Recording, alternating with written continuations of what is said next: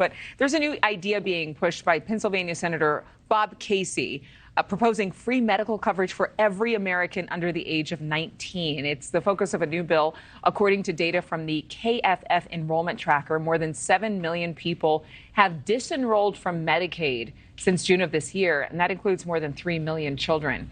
Joining us right now, Carrie Sheffield, conservative commentator, and former Supreme Court law clerk Ian Samuel. So both of you here to discuss a little bit more about this. It sounds aspirational to provide all children health insurance for free. I mean, somebody's paying for it. But is there a detriment to a program like this? Yes, there is, absolutely. And yes, it is not free. It is absolutely not free. Those children will be paying for it as adults, as will their children's children. So we have to keep that in mind. And this proposal, look, there is a place and a time for a safety net. I used Medicaid when I was a child, but that's because my parents lived in sheds and tents. We were on welfare when I was a kid, and we were actually poor. And what Bob Casey wants to do is to give it to rich children. He wants to give it 100% of children. And this will risk the safety net. Medicaid is meant to be a safety net for the poor. And what he wants to do is to jeopardize it by giving health care to rich children and subsidizing, taking money from poor and middle class families to subsidize the health care of rich children. It's a spectacularly bad idea, especially because the government running health care is known to be riddled with errors. NBER, the National Bureau of Economic Research, found in December 2021 that Medicaid loses 17.4% of billing claims compared to only 2.8% of private health insurance claims. So we need more private health insurance for these kids. Well, it certainly would require some oversight to make sure a program like this was used effectively. But Ian, we have Medicaid for low-income families. We have the CHIP program for children from families who are middle class. Why do you think the senator is pushing for insurance for all children? I will tell you why, and this is probably something that my friend's parents could explain to her. What the problem is with programs like Medicaid that require you to demonstrate eligibility is that there is a huge procedural paperwork hassle. You have to demonstrate with forms and income statements and tax returns, which low-income people may not even file in the first place, that you are eligible year after year. And so as a result, many people who are eligible for these programs are not actually enrolled in them because these paperwork hassles and paperwork overheads, which my conservative friends are always so concerned about in so many other contexts, but don't seem to be able to empathize with here. These kinds of paperwork hassles and overhead mean that eligible children aren't being covered.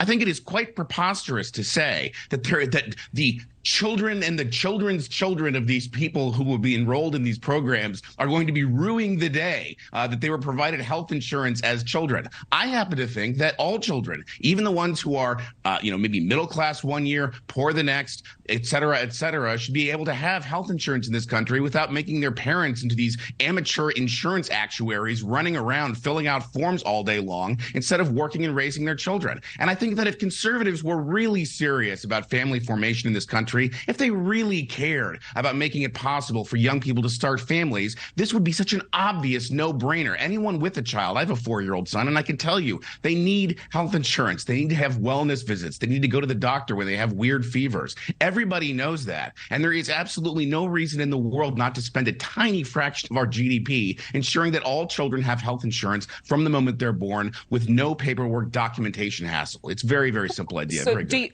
really quickly, Ian, a follow-up.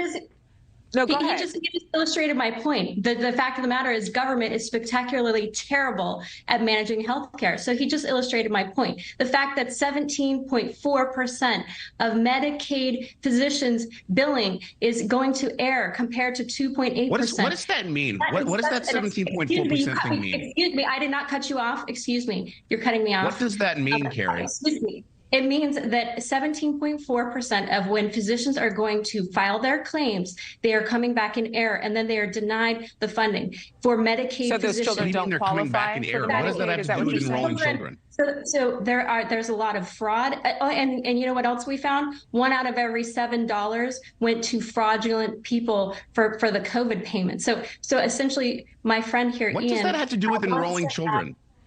It has to do with the fact that there's a lot of waste, fraud, and abuse in government programs. And the fact of the matter is only 4% of children, according to HHS, are uninsured. So you want to bring in a lot more kids into a government program that has spectacularly more waste, fraud, and abuse when we should be focusing. You're complaining about its reimbursements for doctors, not the patient. I'm sorry, you spoke for a long time and now you're trying to cut me off. But anyway. I'm just trying to understand your position, Carrie, and I'm not sure I do. Carrie and Ian, there is a statistic that only 4.2% of children in the U.S. are currently uninsured. So there are programs right now, whether people are paying out of pocket for medical coverage or they're receiving assistance through one of these CHIP programs or Medicaid. It's happening for most of the children in this country. But under this particular program, every child born in America would receive free, in essence to them, health insurance. Ian, clearly you are in support of this.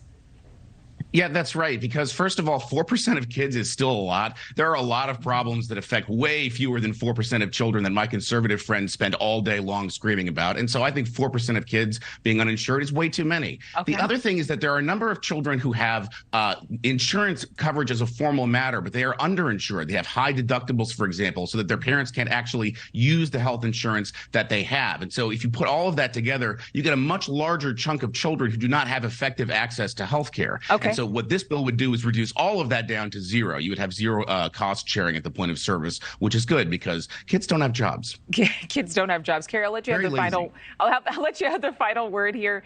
You know, I empathize with you and your upbringing, that you guys struggled as a family growing up. Obviously, there are a lot of families who can relate to that. But universal health care for children is not something you are for.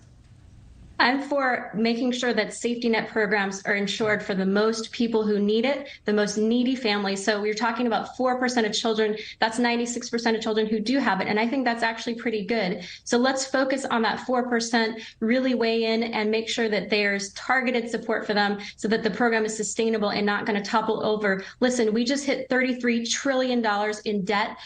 We just were downgraded, thanks to Bidenomics, by S&P Financial Services. If we pile on more debt because we're going to subsidize rich children through these programs, we're going to be downgraded again. We don't need that. That will make our interest payments balloon even more.